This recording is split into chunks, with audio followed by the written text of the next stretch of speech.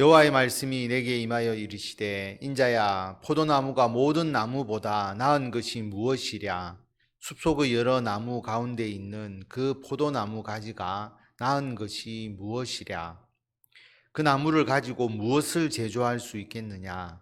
그것으로 무슨 그릇을 걸 못을 만들 수 있겠느냐. 포도나무가 모양이 아름답지는 않잖아요. 그리고 목재가 좋은 것이 아니죠. 포도나무 가지로 무엇도 만들 수가 없습니다. 포도나무는 포도 열매를 얻기 위해서 키우는 나무이죠. 그래서 포도 열매를 맺는 것이 가장 중요합니다. 포도나무는 여기서는 이스라엘 족속을 의미합니다. 그리고 신약 성경에서 포도나무의 본체는 예수님, 가지는 우리들이라고 그렇게 비유를 하셨죠. 그래서 포도나무 전체는 예수님과 우리들로 이루어져 있는 교회를 의미합니다. 포도나무의 가지는 열매를 맺어야 하는 것이죠. 열매를 맺지 못하는 포도나무가 무슨 쓸모가 있겠습니까? 그래서 4절에 보면 불에 던질 땔감이 될 뿐이라. 불이 그 두 끝을 사르고 그 가운데도 태웠으면 제조에 무슨 소용이 있겠느냐. 열매를 맺지 못하는 포도나무는 기껏 사용된다고 해봐야 땔감이 될 뿐이죠. 더욱이 불로 양쪽으로 반쯤 태워진 포도나무는 더욱 다른 용도로 사용될 수가 없습니다. 양쪽으로 반쯤 태워진 두 끝을 살라졌다. 그리고 그 가운데도 태워졌다라고 하는 이 의미는 북이스라엘은 아수르에 의해서 멸망을 당하고 남유다는 바벨론에 의해서 멸망을 당하고 바벨론 포로로 끌려간 그러한 상황. 그러니까 열매를 맺을 수 없는, 전혀 포도나무로서의 가치를 가질 수 없는 무익한 존재가 되었다라고 하는 의미입니다. 그것이 온전할 때에도 아무 제조에 합당하지 아니하였거든 하물며 불에 살라지고 탄 후에 어찌 제조에 합당하겠느냐. 포도나무 자체가 열매가 아니고 그 나무 자체로서는 평소에도 가치가 없었는데 불에 살라지고 탄 나무를 어디에 사용할 수가 있겠느냐. 땔감으로 던져질 수밖에 없다라고 하는 것을 의미하고 있습니다. 그러므로 주 여호와께서 이같이 말씀하셨느니라. 내가 숲을 가운데 있는 포도나무를 불에 던질 땔감이 되게 한 것 같이 내가 예루살렘 주민도 그같이 할지라. 땔감이 되었다라고 하는 것은 어떤 의미겠습니까? 그냥 멸망받았을 뿐이다라고 하는 거죠. 하나님의 심판을 받은 것입니다. 하나님께서 더 이상 하나님의 백성으로서 하나님의 나라로서 이스라엘을 사용하지 않게 되는 것이죠.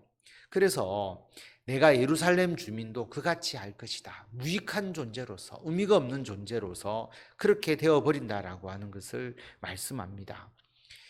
내가 그들을 대적한즉 그들이 그 불에서 나와도 불이 그들을 사르리니 내가 그들을 대적할 때에 내가 여호와인 줄 너희가 알리라.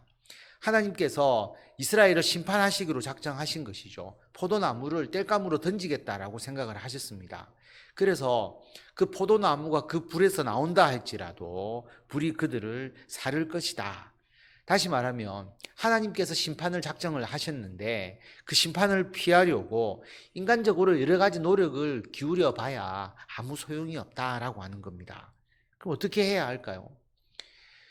심판을 피하려고 하기보다는 하나님 앞에 죄를 잡아가고 하나님께 회개하고 하나님께 돌아오는 것이 더 중요하죠. 용서를 받아야지 심판을 피하려고 해서는 안 된다라고 하는 것을 하나님께서 말씀하고 있습니다. 내가 그 땅을 황폐하게 하리니 이는 그들이 범법함이니라. 나 주 여호와의 말이니라 하시니라.